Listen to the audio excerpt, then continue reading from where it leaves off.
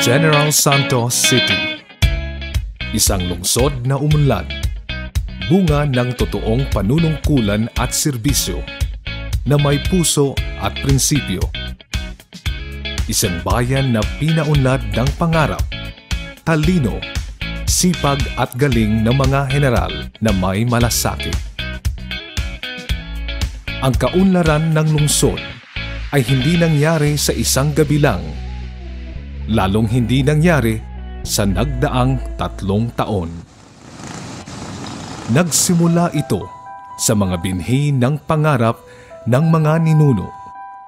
Bago pa man ang NLSA settlement, nagtanim na ng binhi ng pangarap ang mga naunang pamilya. Kasama ng mga lumad at Muslim communities na nanirahan dito. Noong dumating ang mga pioneers ng NLSA Settlement Program na pinangunahan ni General Paulino Santos, nagsimulang tumubo ang pangarap ng kaunlaran. Unti-unti, inalagaan ang pangarap at makalipas ang 5 dekada, ito ay lumago at nagbunga. Naipatayo ang General Santos City Fishport Complex.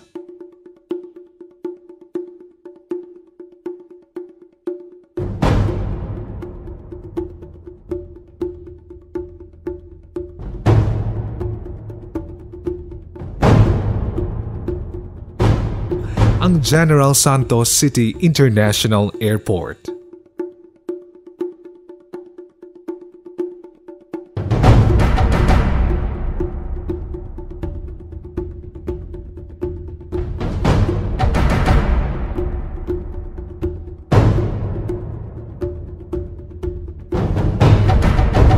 Ang expansion ng Makar Wharf.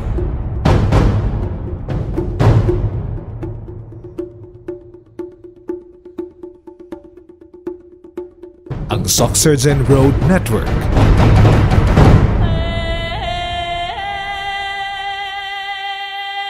Nasimulan ang General Santos City Circumferential Road. Ang mga importanteng dahilan na ito ay iilan sa mga proyektong ibinunga ng Soxergen Development Framework, isang konsepto ng pag-unlad na isinulong ni former Mayor Adelbert W. Antonino sa loob ng mahigit 1 dekada, kasama noong siya ay maging kongresista noong 1987 at city mayor noong 1992 hanggang 1995, at sa tulong ng national government, USAID, at ng iba pang pribadong ahensya na naniwala sa kanyang pananaw at sa programang ito. Katuwang sa pagbuo nito ay ang dating Congresswoman Luwalhati Antonino na nagsilbi bilang kongresista mula 1992 hanggang 2001. Lumago ang fishing industry, dulot ng pagpapatayo ng Fishport Complex.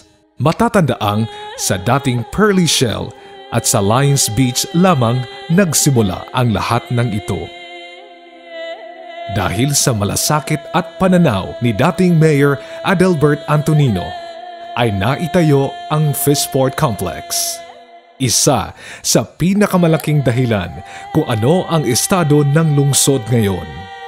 Dahil sa mga importanteng proyektong ito, nangyari ang nakamamanghang paglobo ng ekonomiya at pag-unlad ng lungsod ng General Santos. Ito ang nagbigay daan upang ang lungsod ng General Santos ay naging sentro ng kalakal at komersyo, pinansyal, transportasyon at naging daluyan ng mga produktong pang-export galing sa buong rehiyon. Mula taong 1998 hanggang 2012, sa ilalim ng panunungkulan ng AIM, tumibay ang sigla ng ekonomiya sa lungsod. Naramdaman ang epekto at benepisyo ng mga malalaking proyektong naisakatuparan sa ilalim ng Soxergen Development Framework. Ito ang pinakamakabuluhang dahilan kung bakit ang lungsod ng General Santos ay naging isa sa pinakamaunlad sa buong bansa. Sa loob din ng 14 na taon mula 1998 hanggang 2012, napakaraming importanteng proyekto at programa ang nabuo na nakapagbigay ng ibayong pakinabang at kabutihan sa mamamayang general sa pamumuno ni dating Mayor Pedro Jun Atcharon at Mayor Darlene Antonino Custodio.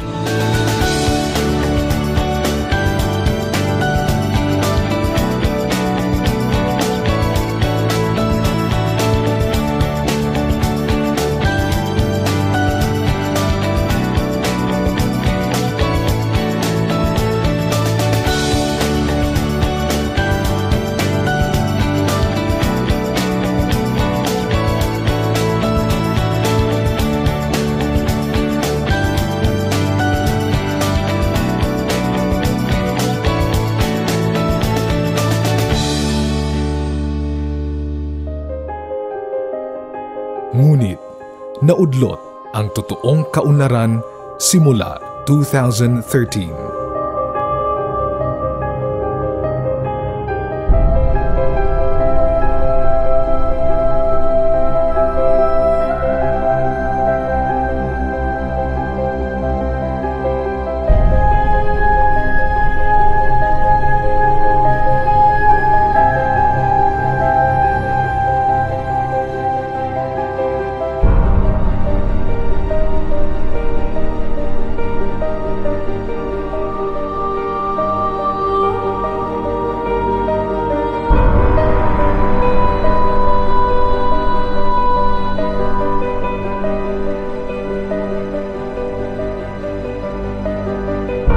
Nalalayo sa estado ng lungsod matapos itong pagsikapang buuing muli. Matapos malustay at mapariwara noong 1995 hanggang 1998. Nakalulungkot isipin, napalitan na ang imahe ng lungsod ngayon. Nasira ang pangalan sa loob lamang ng nagdaang halos 3 taon. Ang nakilalang Tuna Capital of the Philippines ay may iba ng pagkakakilanlan sa loob ng nagdaang halos 3 taon mula 2013. Ang Gensan ngayon tila nagiging traffic capital of the South dahil sa walang solusyong ginawa sa problema sa traffic. Nagiging riding in tandem capital sa dami ng insidente ng pagpatay. Naging gambling capital na dahil sa paglaganap ng online gambling, last two at iba pang iligal na sugal.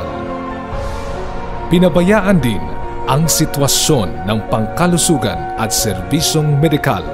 Alamin na nagsakit, tapos sabi na mong ubo lang. Sige lang siya, hinda. Hindi siya kalihok. Natingalan namin, nakulbaan ako sa kumbana. Karon kay lain naman kay bata, luspad na kaayon, bro, wala na dugo yun. Wala siya dugo. Kulbaan naman min, tapos ipa-admit na mo dito sa emergency. Karon kay, pag adto na mo sa emergency, wala may gidawat dito. Tapos puno daw kaayo, isa lang daw ka kwarto daw, anuan daw dito kay na yung mga dingge. Karon kay, di anuan mi nga, isa man mo, ipadayon nga na yung pasyon mong anak diri nga, pasano ninyo diri sa emergency nga, matakda na yung anak. Tapos pagtanon niya sa akong anak, gano'n naman kayo. Grabe naman kayo kong anak. Magwa na din siya dugo. Nakulbaan namin. Karon kay nagdesisyon man ko sa akong magulang. Namin nga, na St. Elizabeth na lang din mi ato. Pero pag-awot na ko sa emergency sa St. Elizabeth, gidawat mi sa St. Elizabeth. Tapos among ano lang nito, ward. Ito, ganuan mi ato, atiman mi nila. Grabe nga atiman nila sa mong anak. Matapos ang halos 3 taon, wala man lang na idagdag na pasilidad at walang gamot sa District Hospital. Ang Kalumpang Hospital na sinimulang itayo noong panahon ni Mayor Darlene Antonino Custodio ay hindi ipinagpatuloy. Malaking tulong sana ito sa mga residente ng Barangay Kalumpang, Fatima, Tambler, Bawing, San Jose, Labangal at mga karatig puok. Ako willing ko nga human jud unta ng among hospital dire aron kami tanan ug ang mga lagyong dapit dire banda sa amua makaabil ana. Naghinayang ko ana kay nagdugay-dugay na dinha ba nga nakabalandra wala man narihok giundangan ba sayang kaayo unta karon nga panahon na nagamit na kung nagipadayon lang. Ako nakakuan pug ko didto sa city nga pag abot didto sa mga pasyente dili dayon sila matagad kay sobra sa kadaghan. Kung wala jud kay kanang kwarta, wala kay kaila, di jud ka matagad. Ang mga tambal pod dili pod ka makakuha og tambal kung wala kay kwarta. Naa naman ka na kay sugdan na siya, naa gyud ng budget ana. Kay dili man na maumpisahan kung wala na budget. Nalipay na unta mi nga naa na mi hospital diri sa Kalumpang nga duol-duol na lang jud. Nadismaya mi tanan kay wala man gipadayon. Sa edukasyon, bukod sa ipinangakong libreng tuition at PTA, wala ni isang school building na naipatayo na manggagaling dapat sa budget ng Special Education Fund na aabot sa humigit kumulang 100 milyong piso kada taon. Ang mga bagong silid-aralan ay galing sa budget ng national government at mga donasyon ng mga pribadong organisasyon katulad ng KCC Mall Foundation, Filipino-Chinese Chamber, Lions Club, PAGCOR at iba pa, at hindi galing sa lokal na pamahalaan. Kung paanong ginastos ang Special Education Fund ay sila lang ang nakakaalam. Kung walang malasakit ang namumuno, pansariling interes lamang ang lumalago dahil ang malasakit sa serbisyo ay ang pagsuporta sa mga maliliit na negosyo, hindi ang pagkumpetensya sa mga ito. Ang malasakit sa tao ay ang protektahan ang lupa ng gobyerno, hindi ang kamkamin ang mga ito. Ang malasakit sa serbisyo ay ang pagbibigay pangkabuhayan sa mga biktima ng sakuna, hindi ang pagpapatayo lamang ng monumento. Ang malasakit sa tao ay ang gumawa, hindi ang umangkin ng mga proyektong hindi pinaghirapang gawin. Ang malasakit sa tao ay ang paghahanap at paggawa ng mga solusyon sa problema, hindi ang pagpapabaya sa mga ito. Isa ko sa nagtambong sa meeting diya sa Sanggunihan ug among nadunggan ang giingon nga dunay 70 hectares nga paliton sa kasamtangang administrasyon nga para sa relocation ug kini daw para sa mga nagpuyo sa danger zone. Nagsige ko pangutana sa among Purok Chairman ug asa na ang relocation. Hangtod karon wala gyud na. Wala na gando kung naa o wala ba na siya. Mao man gyud nay pangako, dili man na ingon nga ako lang nadunggan kung dili nadunggan ginako na dito sa Sanggunihan. Wala man may mahimo, igo na malami sa pagpangutan anay kung kanusa na siya mahitabo. Ni hangtod karon wala man, di wala na lang pod. Na kami ni ami naganto sa anang arang-arang tong sa uban sa amua di man kaayo pangpang, pero ang uban ba nga naa sa pangpang mo'y kaluluoy. Sakit nga paasahon ka nga ako man mismo nakadungog sa baba ni Lita Nunez nga 70 hectares na gilauman gito namo nga bisag init sa Bawing bisan og layo adtuson lang to namo kay kuan man gihatag ra gud to kalipay to namo unta nga didto lang mi sa Bawing nya kay hangtod karon wala man gyud nahitabo, hapit naman mahuman ang term ni Rivera. Di na lang tingali mi mulaom ana. Sa adlaw sa demolition, after 1 week, gipangkuha tanan ang amuang suga sa street light. Di perti ng duluman ni among lugar. Karon, ang gihimo namo, uban among chairman, naghimo miog sulat.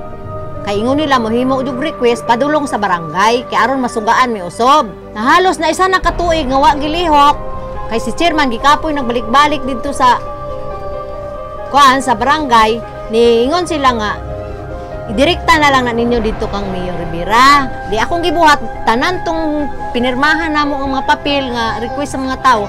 Gidala na ko sa City Hall. Niadto ko dito na palang ko pertahan.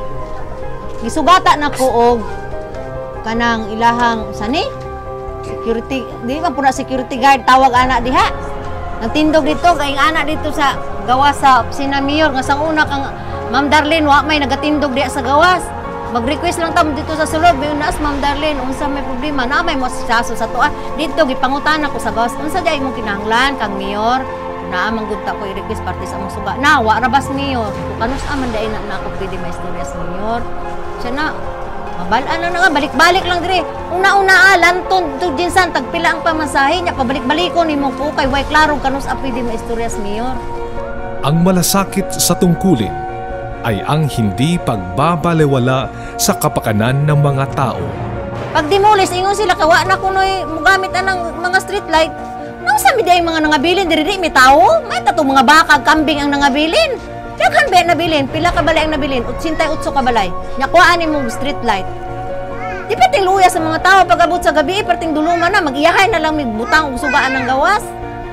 Sumaw na ako dool dito, kaya na ako basig matakatabang po sa Mayor. Gikapoy naman lang kong balik-balik, kay kada ato na may guard na, unsay mong kinanglan. Wa jud ko kita sa itsurang Mayor. Wa jud ko nakaistorya bisag kaisa. Ambot lang, asa si Mayor ni butang. Unang ingon sila nga, diri sa PCM, balhin mo diri sa mua. Sagana kayo mo diri, kay grabe diri ang kwarta. Inundod man, dagang kwarta bitaw din na. Pero pag abot sa proyekto para sa mga katawan, asa man ang mga kwarta, gipamutang. Ang malasakit sa tao ay ang pakikinig sa mga hinaing at ang gampanan ang tungkulin, hindi ang pagpapasikat. Muna akong inaingon sa katawhan nga, butar tag Mayor, kanang Mayor nga mo atubang og tawo. Dili nang butar tag Mayor nga wa man ta kabalo kanus aday ta nato makita na ng City Hall. Pero makita na ako permis Mayor. Kanang magnaay mga ribbon cutting bitaw. Naam na siya makita man ako. Nya kanang naay mga bisita, mga bot. Nya naay mga project diha, mag-interview makita man ako sa Mayor oy. Pero moingon kag adto kag City Hall nga ikaw ka boss mo adto ka didto. Why Mayor matubang nimo? Iilan lamang ito na nagpapatunay na kung walang alam ang namamalakad, ay walang nagagawang solusyon sa mga samot-saring problema ng lungsod. Kung walang pananaw ang pinuno, walang pinatutunguhan ang lungsod. Hindi ganito ang inasahan mo sa sinabi nilang pagbabago. Dahil hindi ganito ang tunay na serbisyo at hindi ganito ang panunungkulang totoo.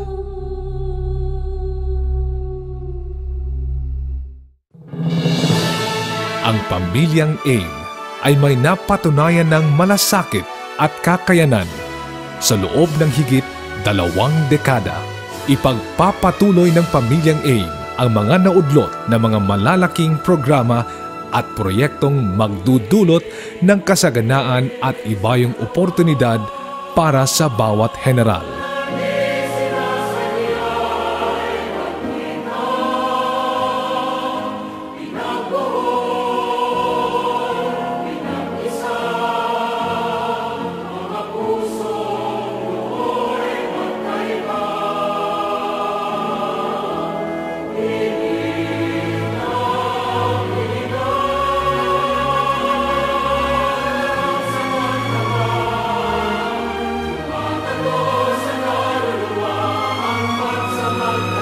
Ang pamilyang AIM ay may klaro at konkretong plano para sa pangmatagalang kaunlaran. Ang pamilyang AIM ay may integridad at prinsipyo at hindi namimili ng boto at pagkatao. Ang pamilyang AIM ay para sa serbisyong totoo, Serbisyong may tunay na malasakit sa tao. Serbisyong mula sa puso.